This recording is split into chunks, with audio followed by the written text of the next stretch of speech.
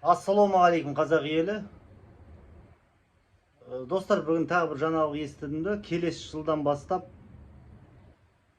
үйлерді жекеменшік үйлерге, жер үйлерге жалпы бір сақтандыру қорын ашады, соған ақша төлейді. Былай да енді қазақтың ұлттық қорына ақшасын құртты. Білесіздер, Тоқаев қазір Қазақстан ұлттық қорының президенті болып өз-өзін сайлады. Енді соңғы 30 жылда мұнайдан түскен ақшаны білесіздер сол қорға жинады, швейцарский банкта. Соған қарағанда қанды қаңтардан кейін сол бүкіл ақша Ресейге соғысқа кетіп жатыр. Өйткені атомный электростанция не үшін керек? Ақшаны жұмсап қойды да, енді айту керек қой, біз атомный электростанцияға төлеп жатырмыз деп. Өйткені ақша Ресейге кетіп қалды. Білесіздер, Google'дан терсеңіздер, Қазақстанның зейнетақы қорының 173 миллиард теңгесін Ресейге былтыр аударды, вагон сатып аламыз деп. Енді бұлайды қысқасы Қазақ республикасына қазақтарға құн төлеткізіп жатырды. Путин Ресей құн төлеткізіп жатыр. Тағы да білесіздер, таможенный союзда бүкіл түсетін ақшалардың үлесі Ресейге 85% аударылады. Госпошлина түсетін ақшадан 80% Ресейге кетеді, 6% ғана Қазақстанға. Енді 2023 жылдан бастап, 1 қаңтар 2024 жылдан бастап бүкіл аяқ киімдерге маркировка салып, мысалы, өйткені мониторинг жасады, Түркиядан келетін аяқ киімге, қазақтар енді аяқ киім келеді, соған Ресей енді таможенный союз онда маркировка жасап салық салды. Қызық, қазақтарға құн төлеткізіп жатырды. Мынау соңғы Кенесары ханды өлтіргеннен кейін бүкіл нәрсеге, машинаға, Тойота болсын, шетелден кірген көліктерге құн бар ма? Бар. Оны кім төлейді? Қазақтар төлейді. Зейнетақы қорының ақшасы Ресейге кетіп жатыр ма? Кетіп жатыр. Атомный электростанция, оны да білеміз. Мысалы, Марғұлан Боранбай, Барейка, Диас Қозайыров, Динара Егеубаева ондай нәрселерді айтпайды. Трамп, мына бір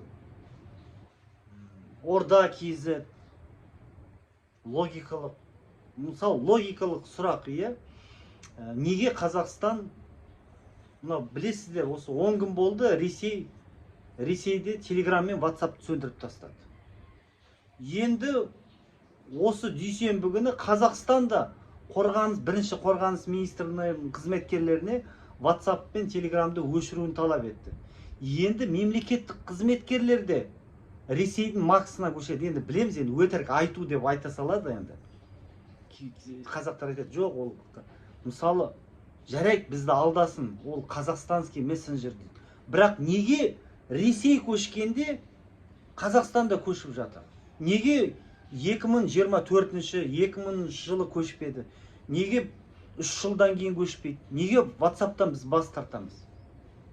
Өйткені Макс приложение Ресей толық Қазақстанды өз қолына алды. Қанды қаңтардан кейін Қазақстан 100% егемендігінен айырылды.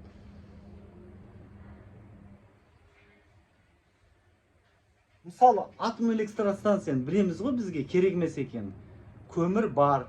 Маған мысалы таныс бір түріктерім сұрайды, қуат, неге сендерде әлемде ең көмір қазба байлығын бірінші орында тұрсыздар, сізге атом электростанция қауіпті нәрсе ғой, көріп жатсыңдар ғой, соғыс бүкіл. Сендерде әскер жоқ қой, мықты.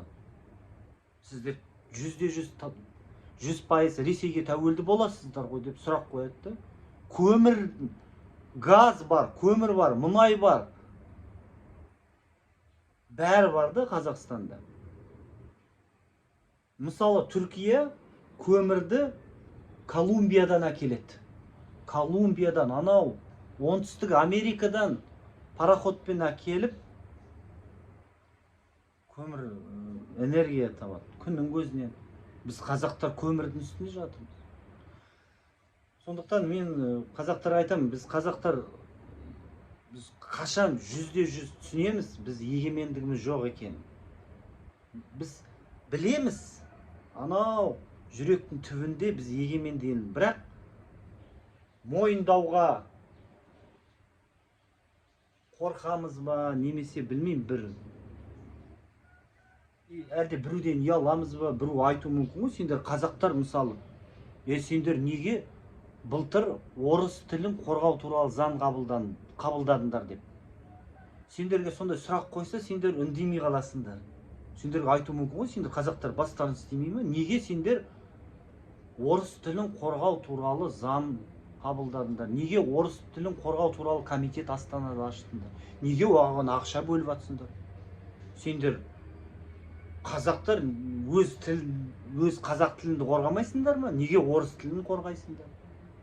Осындай сұрақ қойса, Марғұлан Боранбайға, Диасқа, Орда Кезетке, Динара Егеубайға, Ермек Нарынбайға, олар ештеңе айта алмай қалады. Сондықтан өтірік атомный электростанцияны атын былай қою керек, алай атау керек, сепаратистермен соғысу керек, Асланды түрмеге отырғызу керек деп, сіз бізді халықты, қазақтарды басқа арнаға аударып отырады.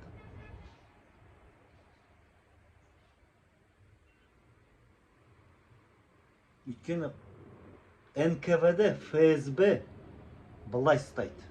Ақшаның күшімен емес, келіп өлтіреді үйіне. Сондықтан қазақтар қорқады. Анау ашаршылық, репрессиядан кейін қазақтарды әлі солар қорлап, зорлап, соттап, өлтіріп келе жатыр. Сондықтан животный страх. Бірақ енді құнды кімге төлеткізеді? Құлдарға төлеткізеді. Біз қазір Ресейге құн төлеп жатырмыз. Сондай кешкі ойлар, достар. Сіздер қалай ойлайсыздар? Комментарийда жазыңыздар.